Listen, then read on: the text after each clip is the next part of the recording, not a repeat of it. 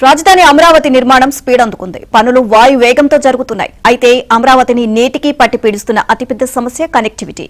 విజయవాడ నుండి అమరావతిలోకి ప్రవేశించేందుకు నేటికి కరకట్ట రోడ్డే దిక్కుగా ఉంది. దీంతో నిత్యం వేలాది వాహనాలు ఈ రోడ్డుపై పయనిస్తూ ప్రమాదాలకు గురవుతున్నాయి. ఈ క్రమంలోనే రాజధానికి మల్టీ డైమెన్షనల్ కనెక్టివిటీ కోసం కూటమి ప్రభుత్వం దృష్టి సారించింది.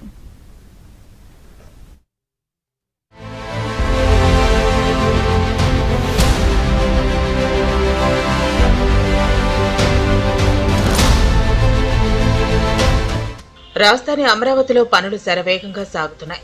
జడ్జీల, మంత్రులు, హెచ్ఓడీల బంగ్లాలు తుది దశకు చేరుకున్నాయి. అఖిల భారత సర్వీసు అధికారుల టవర్స్ త్వరలోనే అందుబాటులోకి వస్తున్నాయి. ఎన్జీఓ టవర్స్ కూడా త్వరలోనే అందుబాటులోకి రానున్నాయి. బంగ్లాలు, అపార్ట్మెంట్లు మొత్తంగా రాజధానిలో ఏప్రిల్ నాటికి 3,526 ఫ్లాట్స్, బంగ్లాలు అందుబాటులోకి రానున్నాయి.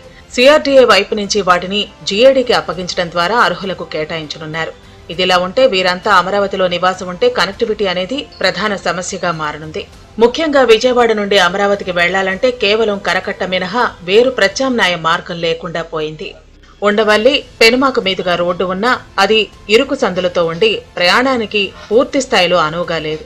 దీంతో సింగిల్ రోడ్డుగా ఉన్న కరకట్ట మార్గమే ప్రస్తుతం అమరావతికి ప్రధాన రహదారిగా మారింది.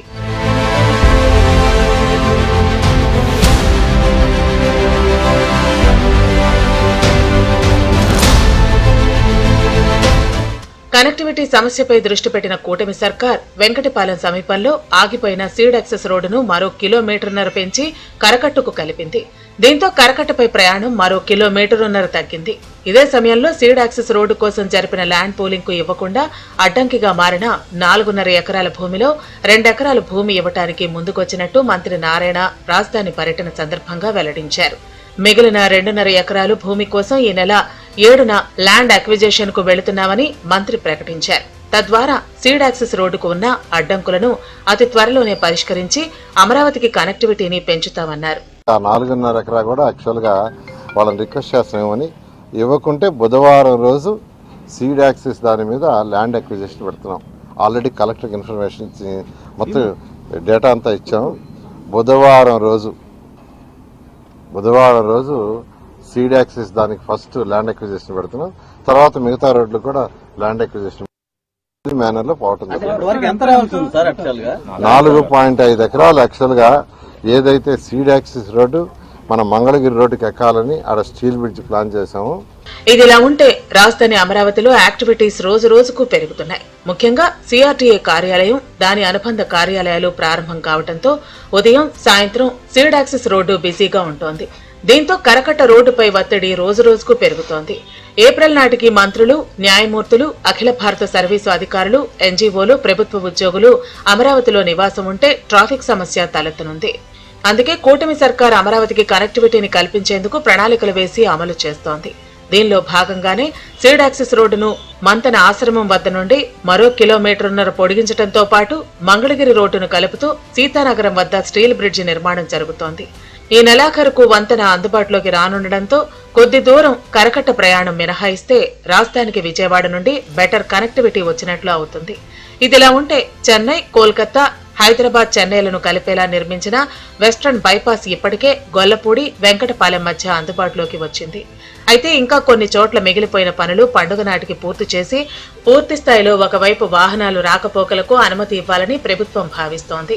దీనిలో భాగంగా సిఆర్టీఏ రాష్ట్ర ప్రభుత్వం కలిసి ఎన్హెచ్ఐఏపై ఒత్తిడి తెచ్చి పనులు చేయిస్తోంది. వెస్ట్రన్ బైపాస్ అందుబాటులోకి వస్తే అమరావతికి మరో కనెక్టివిటీ కూడా వచ్చినట్టు అవుతుంది. అమరావతిలోని E6 రోడ్డు వద్ద సర్కిల్ ఏర్పాటు అవుతూ ఉండటంతో అక్కడ వాహనాలు అమరావతిలో ప్రవేశించడానికి, అటు నుండి ఇతర ప్రాంతాలకు వెళ్లటానికి అవకాశం ఉంటుందని మంత్రి నారాయణ అంటున్నారు. వెస్టర్న్ బైపాస్ పూర్తి స్థాయిలో ఈ నెలాఖరుకు అందుబాటులోకి వస్తుందంటున్నారు. వెస్టర్న్ బైపాస్ రోడ్డు యాక్చువల్ గా 2 దగ్గర బాటిల్ నెక్ ఉంది. ఈ మధ్య 1 వీక్ బ్యాక్ కూడా నేను రివ్యూ చేశాను. దాని మీద కూడా తిరిగి వచ్చాను. వాళ్ళు సంక్రాంతికి ఆ 2 బాటిల్ నెక్స్ కూడా కంప్లీట్ చేస్తా ఉన్నారు. జనవరి ఎండింగ్కి వెస్టర్న్ బైపాస్ యాక్చువల్గా యాక్టివేట్లోకి వస్తుందండి. అదేవిధంగా వెస్టర్న్ బైపాస్ రోడ్డు E6 దగ్గర ఫ్లవర్ పెట్టారు. అంటే వెస్టర్న్ బైపాస్లో వచ్చేవాళ్ళు E6 రోడ్డు మీద దిగితే అక్కడి నుంచి డైరెక్ట్గా అమరావతిలోకి వచ్చేయచ్చు. ఆ రోడ్డు కూడా ఎంతో వేగవంతంగా చేస్తున్నారు. దాన్ని కూడా ఫస్ట్ 2 లైన్లు పూర్తి చేసాం మనం. ఏదైతే E6 ఉందో దాన్ని పూర్తి చేస్తే ఇంకా వెస్టర్న్ బైపాస్ నుంచి వచ్చేవాళ్ళు దాంట్లో E6లో దిగి డైరెక్ట్గా రావడం. మరోవైపు అమరావతి మీదుగా రైలు కనెక్టివిటీకి చకచకా అడుగులు పడుతున్నాయి. ఎన్టీఆర్ జిల్లాలో రైల్వే ట్రాక్ నిర్మాణం కోసం ఇప్పటికే భూసేకరణకు నోటిఫికేషన్ జారీ చేశారు. త్వరలోనే గుంటూరు, పల్నాడు జిల్లాలో కూడా భూసేకరణ నోటిఫికేషన్ ఇవ్వనున్నారు. ఖమ్మం జిల్లా ఎరుపాలెం నుంచి రాజధాని మీదుగా గుంటూరు జిల్లా నంబూరు వరకు కొత్త లైన్ ఏర్పాటు చేయాలని రాష్ట్ర ప్రభుత్వం పంపిన ప్రతిపాదనకు కేంద్రం ఆమోదముద్ర వేసింది. ఇందుకోసం రాష్ట్ర ప్రభుత్వం కేంద్ర ఆదేశాల మేరకు భూసేకరణ అధికారులను కూడా నియమించింది. ఈ రైల్వే లైన్ నిర్మాణంతో రాజధాని అమరావతికి ఇటు విజయవాడ, అటు గుంటూరుకు కూడా కనెక్టివిటీ పెరుగుతుంది. ఖమ్మం జిల్లా ఎర్రుపాలెం నుంచి రాజధానిలోని పలు గ్రామాల గుండా నంబూరు వరకు కొత్త రైల్వే లైన్ను 56.53 కిలోమీటర్ల దూరం పాటు నిర్మించాలని నిర్ణయించారు. రైల్వే లైన్, రైల్వే స్టేషన్ల నిర్మాణం కోసం ఖమ్మం, ఎన్టీఆర్, పల్నాడు, గుంటూరు జిల్లాల్లో మొత్తం 892 ఎకరాల అవసరం అవుతుందని గుర్తించారు. ఎన్టీఆర్ జిల్లాలో 334.62 ఎకరాలు, ఖమ్మం జిల్లాలో 24.24 ఎకరాలు, పల్నాడు జిల్లాలో 333.95 ఎకరాలు భూమిని సేకరించాల్సి ఉంది. ఇందులో ప్రభుత్వ భూమి 98.20 ఎకరాలు, ఇనాం భూములు 52.01 ఎకరాలు, ప్రైవేట్ భూములు 741.80 ఎకరాలు ఉన్నాయి. ఎన్టీఆర్ జిల్లాలోని కంచికచర్ల, బీరులపాడులో 297 ఎకరాలు సేకరించాల్సి ఉంది.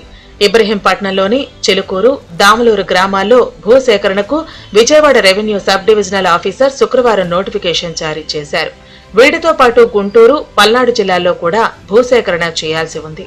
ఎర్రుపాలెం నుంచి నంబూరు వరకు రైల్వే లైన్ నిర్మాణం కోసం 2047 కోట్ల రూపాయలు వ్యయం అవుతుందని కేంద్రం అంచనా వేసింది.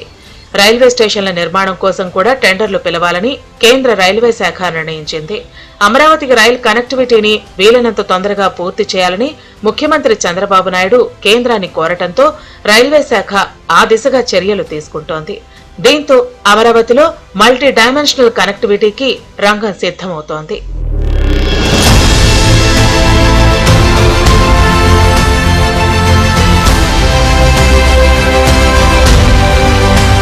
రాజధాని అమరావతిలో మార్చి ఎండింగ్ నాటికి ఈ బిల్డింగ్స్ ఏవైతే ప్రభుత్వ గవర్నమెంట్ కాంప్లెక్స్లో నిర్మిస్తున్నారో ఆ బిల్డింగ్లన్నీ కూడా పూర్తవుతాయని చెబుతున్నారు. ఇదే సమయంలో అటు అమరావతికి కనెక్టివిటీ ప్రాబ్లంను కూడా నివారించడానికి ఇప్పటికే చేయాల్సింది చేశాము. ముఖ్యంగా సీడాక్సిస్ రోడ్లో ఇంకొక 2 ఎకరాల వరకు, అంటే 2.5 ఎకరాల వరకు కూడా ఇంకా ల్యాండ్ అక్విజిషన్కి పోవాల్సి ఉంటుంది.